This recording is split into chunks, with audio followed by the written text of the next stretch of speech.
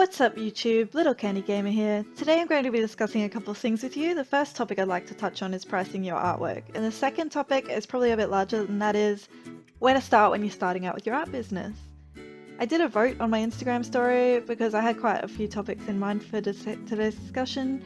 People voted on pricing your artwork, and I decided to make this video about pricing, but also about where to start in terms of starting up an art business, because I don't think I could make a 10-minute video purely talking about pricing. And also don't worry if you wanted to learn about something else, because eventually I'll be making videos about all of the things. So if you're in Australia, I usually upload a new video every Wednesday, but if you're in the US, it's Tuesday, I believe. Don't forget to drop a like and subscribe to me if you enjoy my content, because I really appreciate it. So in this topic, if you're new to art and you're pricing your artwork, good luck. It's probably one of the trickiest things for me, at least. I'm sure it is to many other new artists or even seasoned artists as well. What are your time and materials worth, and how can you price it to make sure you still make money and pay for your materials?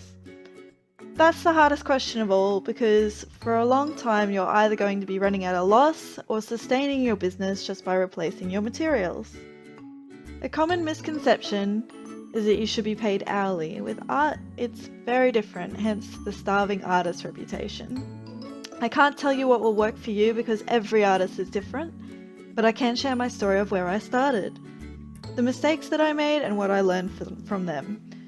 To me, having someone share that information with me would have been so valuable. I spent so many hours, whole weekends, whole days watching videos on how to get started in my art business and pricing with my art. At the end I was so confused. First I priced my paintings at what I thought they were worth. Yes, they were paintings. I started off doing acrylic paintings and selling them. I wasn't wrong exactly with my pricing. I spent about a week on them, the paintings, so I figured that a week of my time was well worth $150. Problem with that was that I had a big break in my art. My skill wasn't quite where it used to be. And so what I thought was worth $150, and probably was because of the costs and the materials, wasn't being viewed by that so much to other people. And so for 2 months, paintings sat in my Etsy store. I marketed them. I went all around Etsy groups on Facebook sharing my work, and not a single painting sold. It wasn't until I priced one for $75 that I even had my first sale. Even then, I think that was a bit high for my skill level, given that I had fallen off in the few years that it took to take a break from my art and get back into it. I did end up getting a couple of painting commissions at $150, but I soon realized that this business model was not working. Then came the next set of problems. I started doing pencil drawings, and I loved pencil drawings, and once I picked up Prismacolor pencils, I never touched another paintbrush again, until one of my regular customers commissioned me to do a $150 painting. Originally I priced my Prismacolor drawings at $50 a piece for a standard character and $10 for postage. This was in Australian dollars, which is a lot less than USD or British pounds. I didn't feel happy doing my drawings for $50 each. I was barely sustaining my business. I was only replacing my pencils, not paying for anything more or less. I couldn't live like this. Not only that, but when I first started, I was taking 3 to 4 days to complete a piece, working for 10 to 12 hours a day. I remember feeling really upset when my partner said to me in the car, "I feel upset for you because people aren't paying you enough for the amount of time that you're putting into your work." I timidly told him that eventually people would pay more, but I wasn't sure I believed it myself. It was true though, I was right to think that. In the months to come, more and more people began to recognize my artwork through my marketing and on social media. I wouldn't even say now that I'm a famous artist or very well known artist, but I'm now able to save money and live from my art and replace suppliers. I've had constant commissions since May this year. There's never been a gap when I haven't had work or had people wanting my art. Over this time I've slowly increased my price. It's not even really that much more, about $75 for a standard character or $85 for a detailed one, plus $35 per additional character. The real place I've been making money is in my print sales. I hype up a feature print and usually it sells out. In saying this, if your artwork is not up to standard yet, and be honest with yourself, then then you're not going to sell very many prints. I wasn't honest with myself and I wondered why I wasn't selling any more artwork, because I was overvaluing my time. As artists, we tend to get very attached to our work. We think, well, I put in 40 hours into this piece. If I was being paid a standard wage, that's 40 hours times $20. Well, I should be getting paid $800 for this piece. Unfortunately, unless you're a big time artist, which very few of us are, because we're still growing our audience when we begin, this is an unreasonable amount of money to ask for somebody to buy our art for.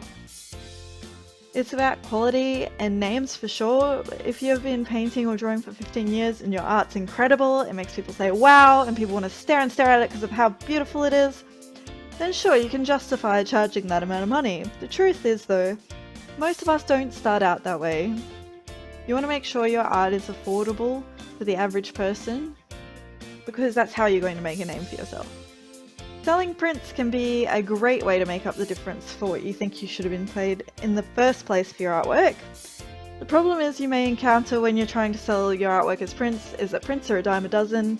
Every artist is trying to sell their prints, and to counter this, something that has worked for me is trying to make sure my prints stand out from the crowd. So you want your prints to say to the customer, look at me, buy me, I'm different from all the other prints you see. You can do this in a few ways. One way is the quality. Make sure your prints are scanned on a high quality scanner, printed on good quality paper. I'm sure printing prints at home works for some depending on the quality of their printers, but personally I dislike this method. I have seen people selling prints that look like they've been printed on a normal printer. The reality is that no one wants to buy that. No one wants to buy something they could print out themselves on their own printer at home. Make sure that you don't just go to the first print shop you find.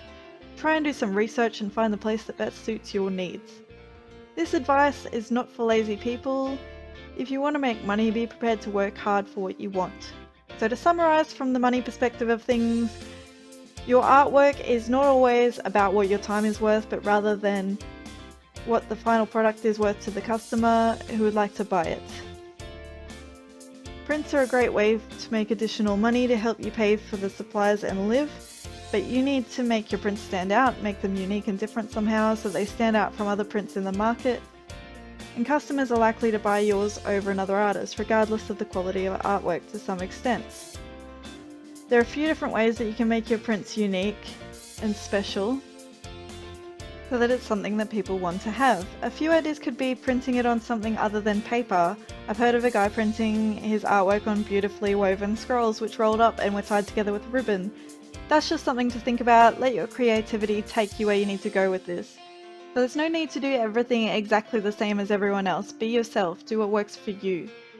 When you begin to sell your art as a business, there's a couple of things you need to consider. What will you be selling? Will you be selling finished pieces or commissions? Will you eventually be selling prints?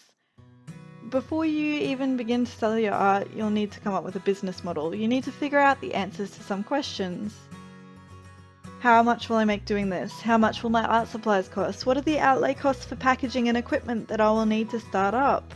This can include, but is not limited to, paintbrushes, canvases, pencils, paper, envelopes to send your drawings in, preferably a thick cardboard variety so that your art doesn't bend, cellophane bags to ensure the artwork, to protect the artwork in case it rains or gets wet, bubble wrap if you're selling paintings, basically things to ensure that your art arrives safely to your customers. If you're already making money through another means and you already have money to start up, then you may not need to consider this. However, if you're not, then you need to spend as little as possible while maintaining the creation of the artwork. It sounds complicated, right? It's not really. Another thing you need to figure out is marketing. The questions you should be asking yourself in this instance are, what kind of art do I sell? Who will be interested in my art? Is there already an audience for this type of art, and where do they hang out? Something you'll hear quite a lot if you're trying to sell your art and you decide to watch some YouTube videos is, who are your target market or target audience? This is a very important question you'll need to figure out. So it can take a few goes, a lot of research, a lot of time to figure out who you are, what you want to sell, and to find the right type of audience to sell it to. So here's a quick summary of all the points in this video. You need to find the right price for your artwork for what's marketable to customers. Unless you're trying to keep your art, that's called pricing to keep. If you really love a piece of your art, feel free to price to keep. This means pricing it at a price that you'll feel comfortable parting with it for.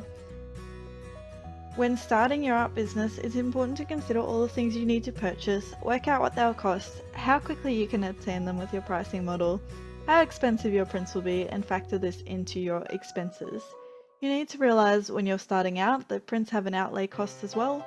For example, mine costs $1.50 a print with a minimum of $30 of expenditure.